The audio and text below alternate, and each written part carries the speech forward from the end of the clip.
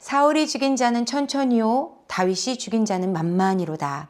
다윗이 블레셋 사람을 죽이고 돌아올 때 여인들의 찬양이었습니다. 사울은 이 소리를 듣자마자 불같은 화와 시기와 질투에 타오르게 되는데요.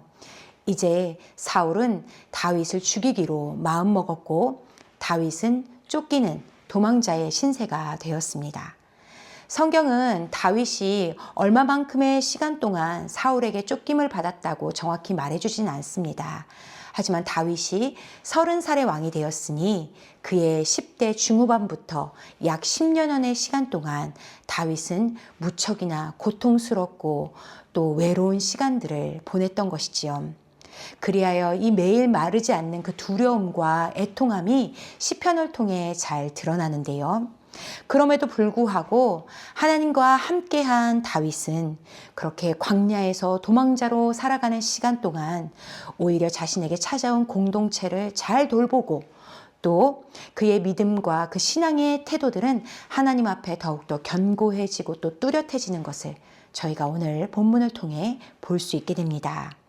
이처럼 우리 삶에 고통스럽고 또 어려움들이 찾아올 때 우리는 더욱 선명한 믿음의 언어와 신앙의 태도를 가지고 살아가야 할 것입니다. 그 이유는 하나님을 잃어버린 인생은 삶의 모든 향방을 잃어버리기 때문인데요. 오늘의 본문을 보면 이스라엘은 아직 블레셋과 전쟁 중에 있습니다. 평안을 얻지 못하고 아직도 안정되지 않은 시간들을 보내고 있지요. 그런데 사울의 삶에는 우선순위나 질서가 전혀 보이지 않습니다. 정작 무너뜨려야 할 블레셋을 집중하지 않고 다윗의 꽁무니를 쫓고 있으니 이 모든 상황 속에서 사울은 백성과 나라를 돌보지 않고 있다는 것이죠. 오히려 다윗을 도왔다는 핑계를 삼아서 그 노베 제사장들을 학살할 뿐 아니라 이렇게 느슨해진 시간들을 틈타서 블레셋은 이스라엘을 침노하여 들어오게 됩니다.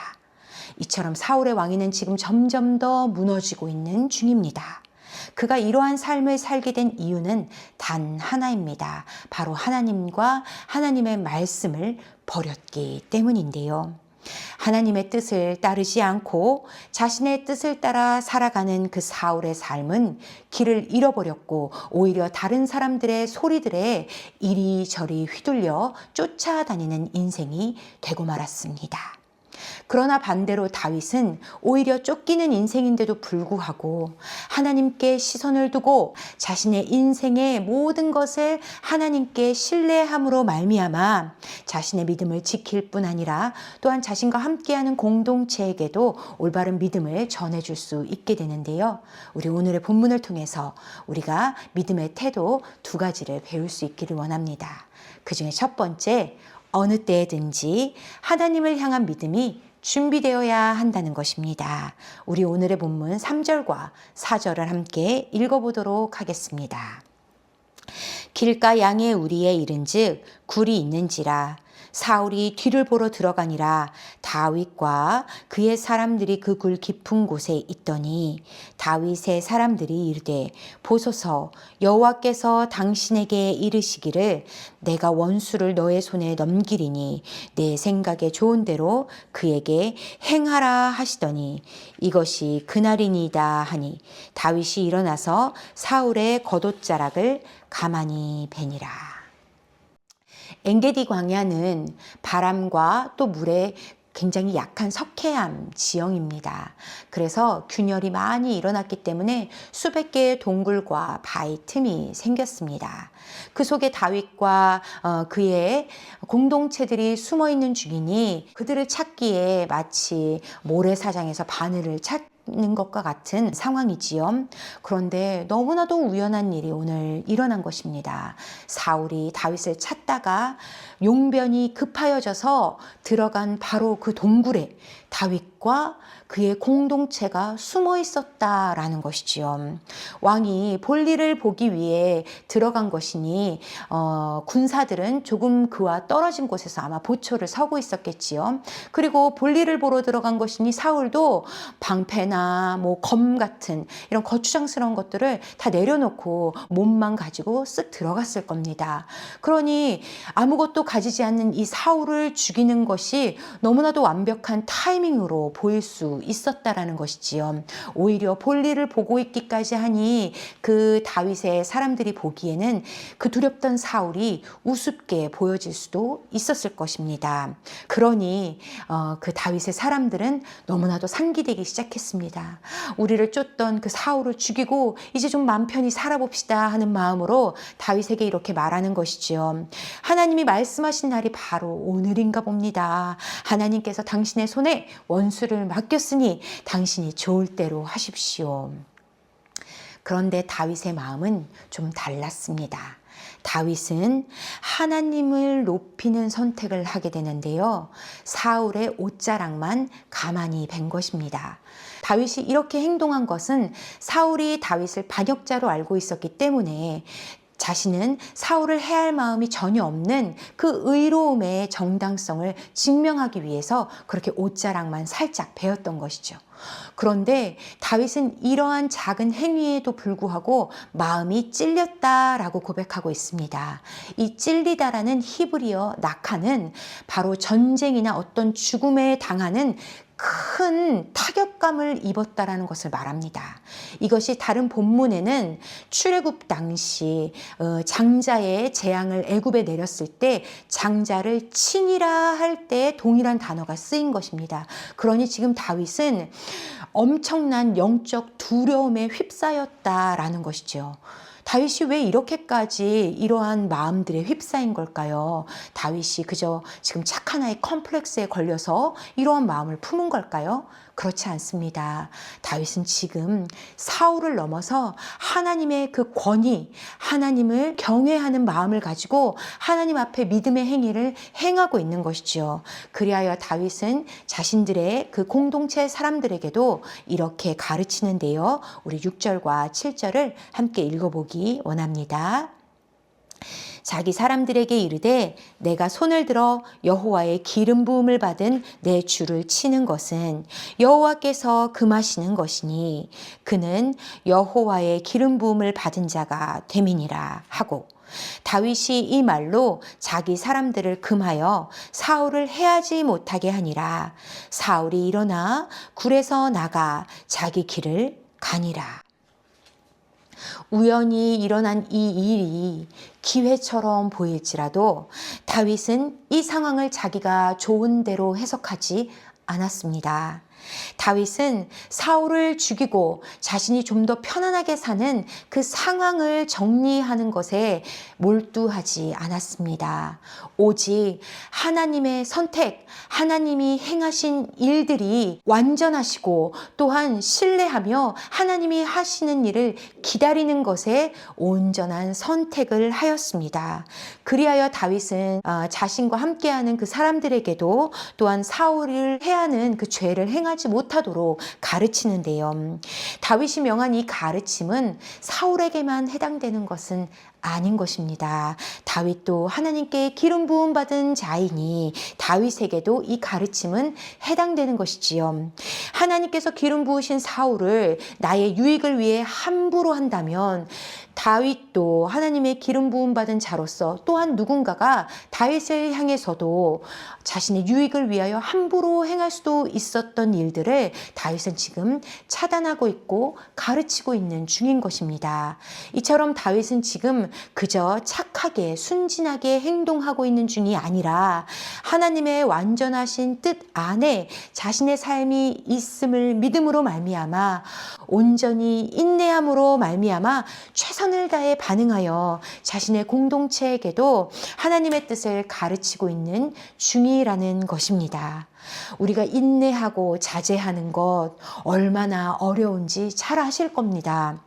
인내와 자제는 나의 생각, 내가 원하는 것을 역행하는 것이기 때문입니다. 다윗도 사울이 두렵습니다. 이 상황 빨리 정리하고 싶을 겁니다. 하지만 힘듦에도 불구하고 이를 참아내고 있는 중입니다. 인내하고 있는 중이라는 것이죠. 왜냐?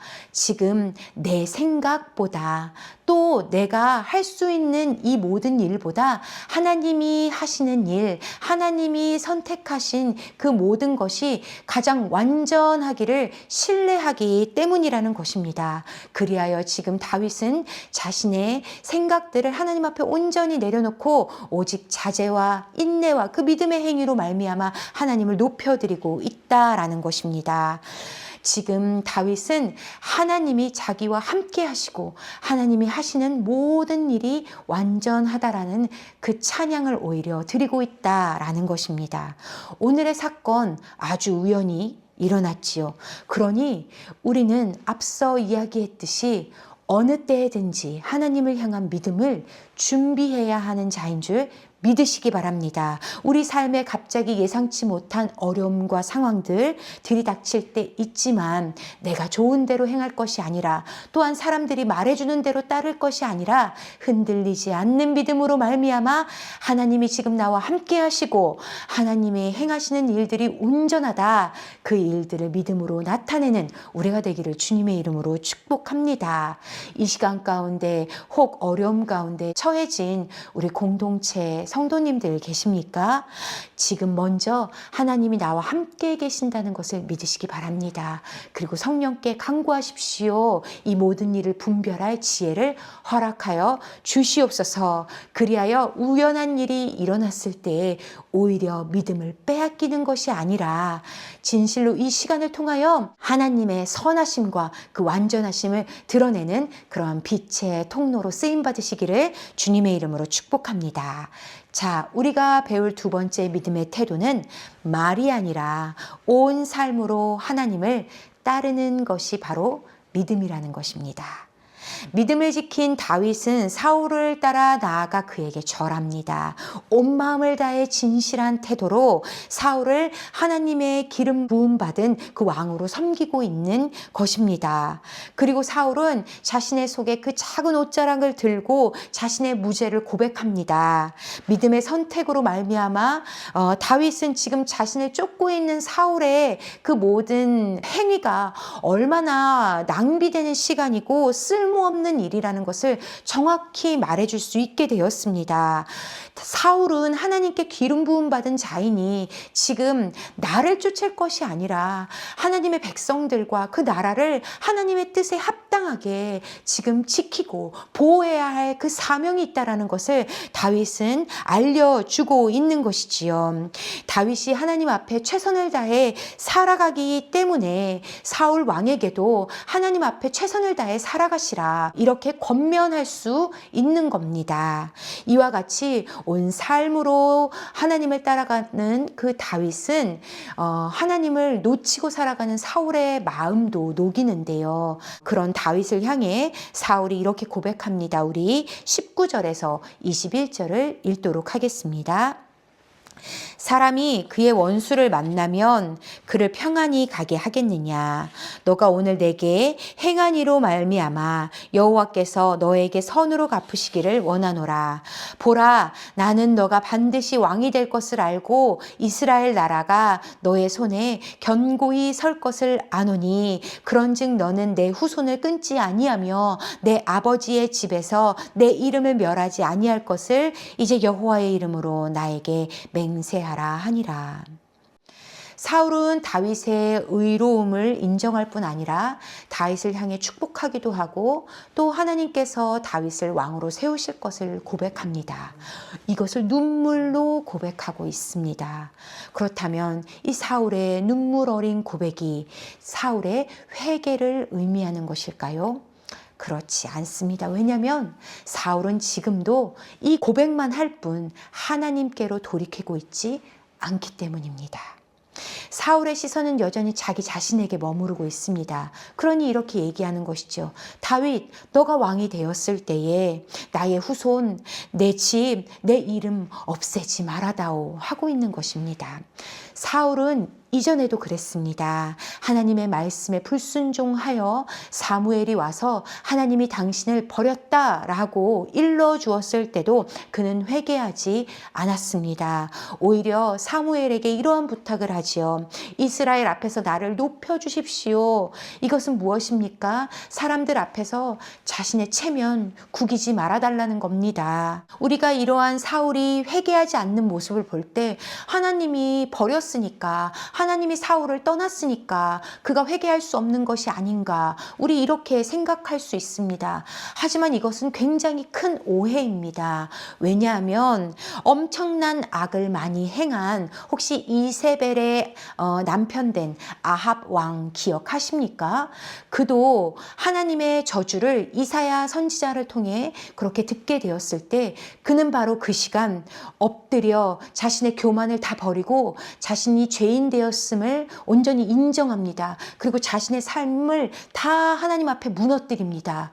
그것을 하나님이 보시고 그에게 내렸던 저주를 연기하시는 것을 우리는 기억해야 할 것입니다. 베드로후서 3장 9절은 이렇게 고백하는데요. 주의 약속은 어떤 이들이 더디다고 생각하는 것 같이 더딘 것이 아니라 오직 주께서는 너희를 대하여 오래 참으사 아무도 멸망하지 아니하고 다 회개하기에 이르기를 원하시느니라. 아멘. 이처럼 하나님은 하나님을 떠난 사람, 하나님의 말씀을 버린 사람에게 끝없이 하나님의 사람들을 통하여 돌아올 회개의 기회를 허락해 주신다는 겁니다.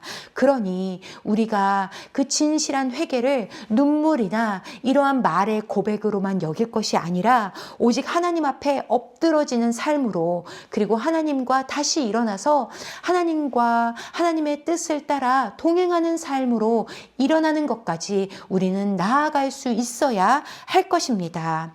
우리가 나 자신과 하나님의 관계가 얼마나 멀어져 있는지 깨달았다면 우리는 즉시 돌이켜 하나님께로 나아가야 하는 것입니다. 속지 마십시오. 내가 눈물, 감정, 말로만 고백했다 하여서 하나님과 나의 삶이 가까워진 것이 아닙니다. 우리는 무엇으로 부름받았습니까? 우리는 하나님께로 나아가 하나님께 엎드려 내가 죄인이기에 오직 하나님이 필요하기에 나의 온 삶을 하나님께 내어 맡기는 고백이 필요한 자들입니다. 그러한 자들은 하나님은 어떻게 쓰시는지 혹시 아십니까? 하나님은 그러한 자들을 하나님께로 다른 이들이 돌아오는 그러한 귀한 빛의 통로로 사용하십니다. 어려운 상황을 우리가 벗어나는 것에만 집중하지 않기를 원합니다. 우연한 기회를 쫓기만 하느라 분주하지 않기를 원합니다. 우리 앞에 계신 하나님을 바라볼 때 다른 이들도 내 앞에 계신 하나님을 바라볼 것이요, 또한 우리가 하나님을 높이고 신뢰하는 것에 대한 그 삶을 놓치지 않고 사시기를 주님의 이름으로 축복합니다. 말이 아니라 삶으로 하나님을 드러내는 우리는 바로 그러한 왕 같은 제사장으로 부름받은 자들임을 기억하여 우리 한 주간도 그러한 빛된 인생으로 하나님을 드러내시기를 주님의 이름으로 축복합니다. 아멘.